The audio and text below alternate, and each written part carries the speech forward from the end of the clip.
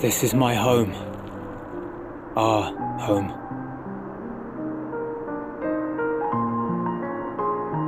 At least it was until that night. I was with Lord Quintus when the capital fell, and thus spared. My family, who did not own a radio, were less fortunate. When dawn came, I made my way here. My parents, my little brother and sister, they were still inside. But they weren't themselves, and they tried to. And I had to.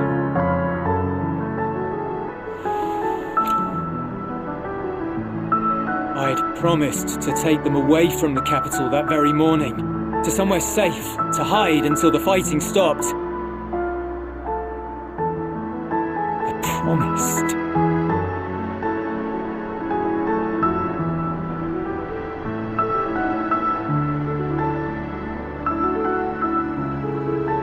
The Garlean flag bears a chain, the bonds between our countrymen. A red link at its centre, the blood of the fallen, our loved ones who lived and died for Garlemald.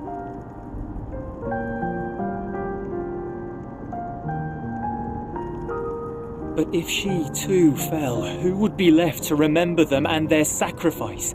What enduring proof would there be that they were ever here? If we had turned to your gods, would they have saved us?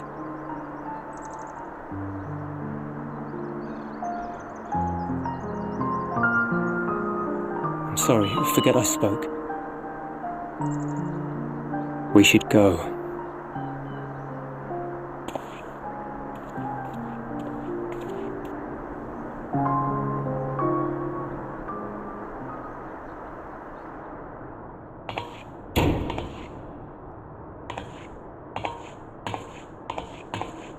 It's no use. Believe me, I do not enjoy being here any more than you. But she wanted us to play along, so that is what we will do.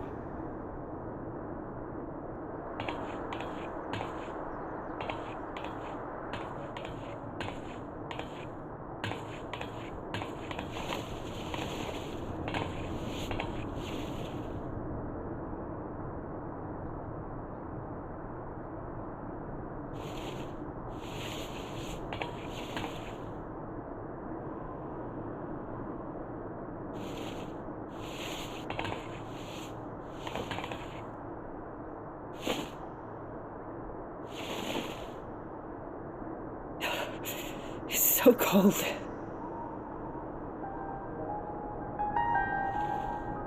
Painfully so. Unbearably.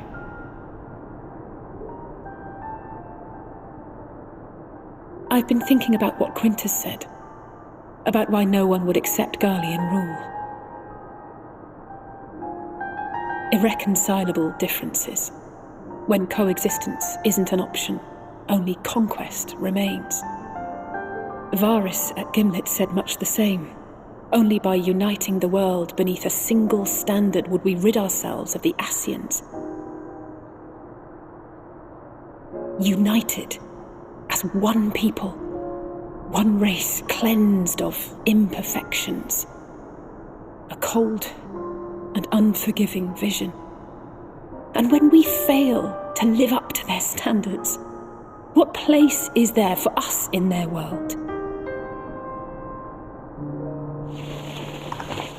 But the truly sad, truly frustrating thing is how damnably similar it all is to the lofty ideals of Father and the Forum. Non-intervention. Always non-intervention. Protect our knowledge and our people, and to hells with the rest of you. And yet, I can see how it happened. Varus and Father looked to their elders for guidance and took their virtues as their own.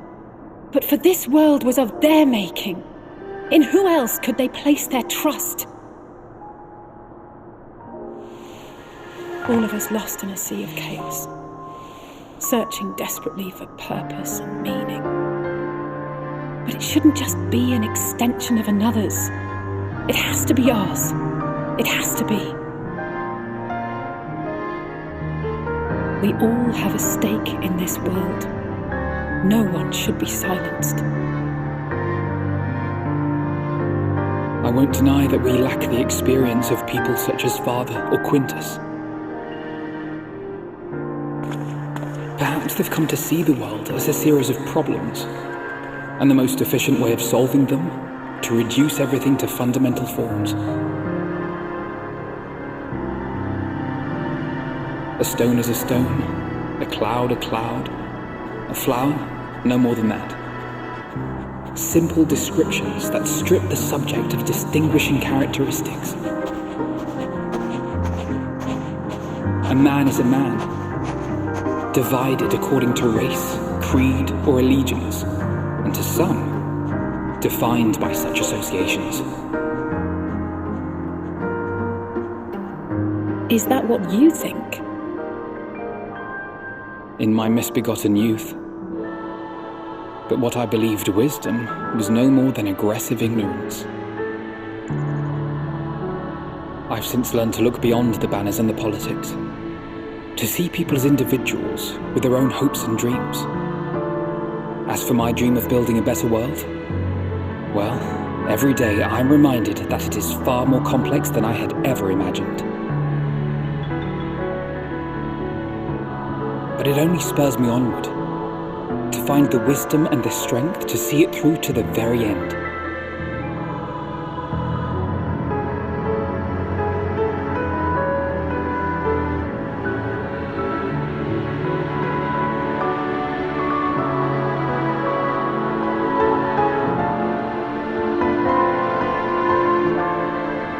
All of our supplies and an immediate withdrawal. These are your conditions? Demands. And you forgot about the airship. Once again, you will leave one behind. It will be used to return the prisoners. Their collars will be removed prior to the exchange.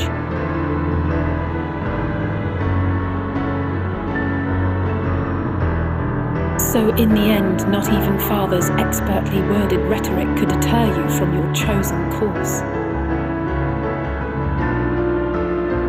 Huh? Not that I thought for a moment that it would. I've no love for violence, of course, but ours is a cause worth fighting for. I just wish he'd realise it too.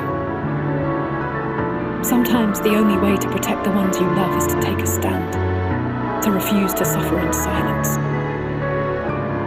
I want you to know I share your conviction. Whether it be on the battlefield or in the debating chamber, I won't back down. I guess what I'm saying is...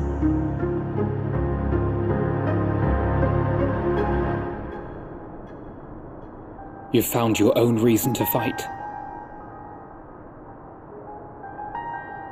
Yes. Yes, I have.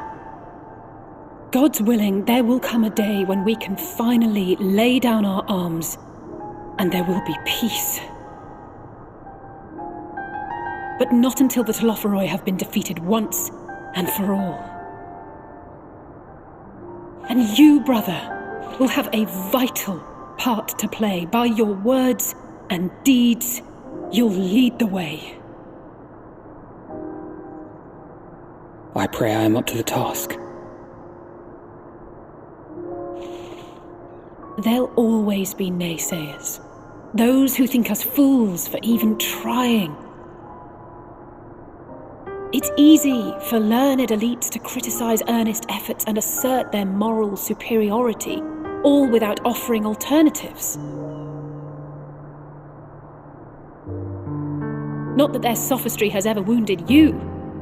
So stubborn and strong. Stronger than you even know. Don't ever change, you hear me? If you stumble, I'll be there to catch you. Or give you a thick ear. Maybe both, for good measure.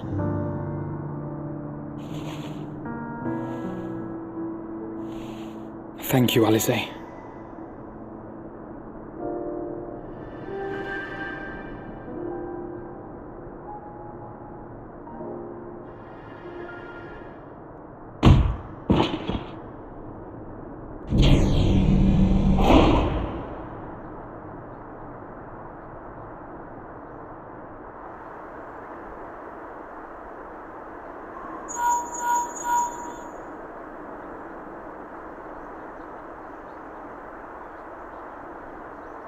The scouts have secured Alizé and Alphino. Their collars were removed without complication as well.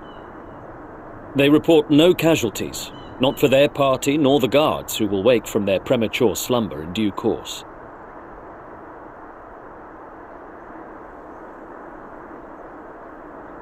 It would appear the situation has changed. I propose new terms. We have information that will be of great interest to Lord Quintus, and I wish to speak with him in person.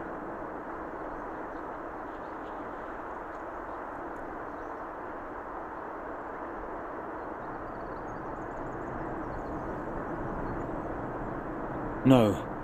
In the event you rejected our first proposal, we came prepared with a second.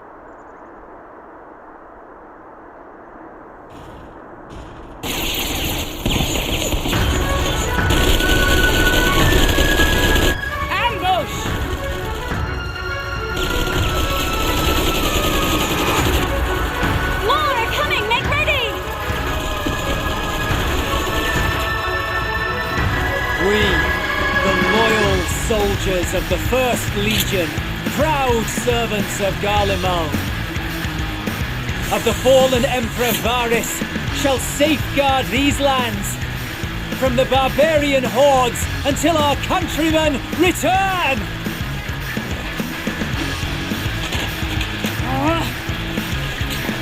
Stop, both of you!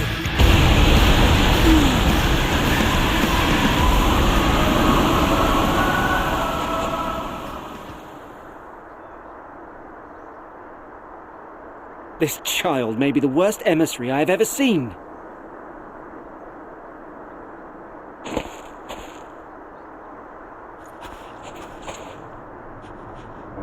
We received an urgent communication from the Grand Company of Eorzea.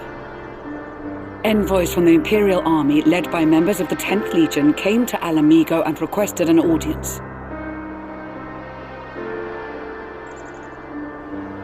They explained that their efforts to coordinate the reclamation of the capital with the aid of the 4th, 5th, 8th and 12th had ended in failure. Communication between most legions has broken down entirely. Most of the 10th's conscripts have deserted, leaving their forces severely depleted. That is why, unable to continue the fight on their own, they and their allies turned to the Grand Company of Eorzea for aid. Lies! Every word! It is the truth, and I have not finished.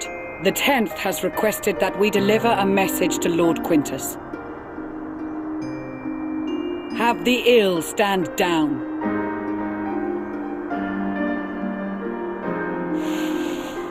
You have been listening, my lord?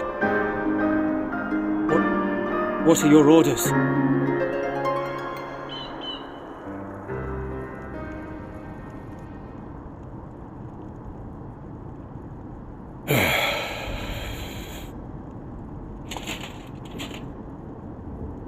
Inform her that we will honor the 10th's decision.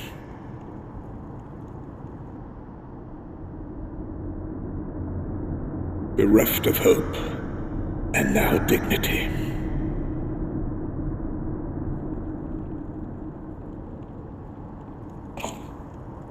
I release you from your duty.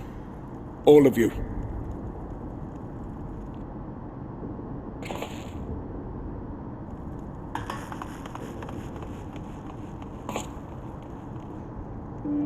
I take solace, your radiance, in the knowledge you are not here to witness our debasement. 'Twas a grand, glorious dream we shared. Of a world united, of peace and prosperity.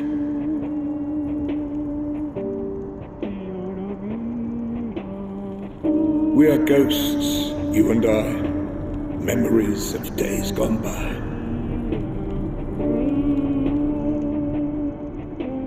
Bonds forged in blood that I will not see tarnished.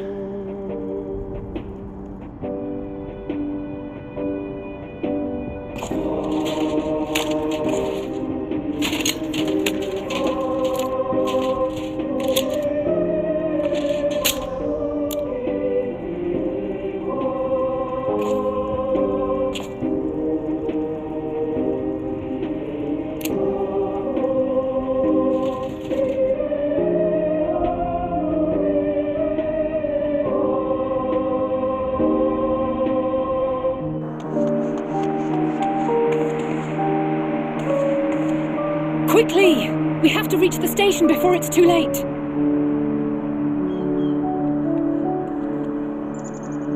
If there is still a chance that Quintus will agree to a truce, we must take it. I just hope we get there before he and his men do something rash.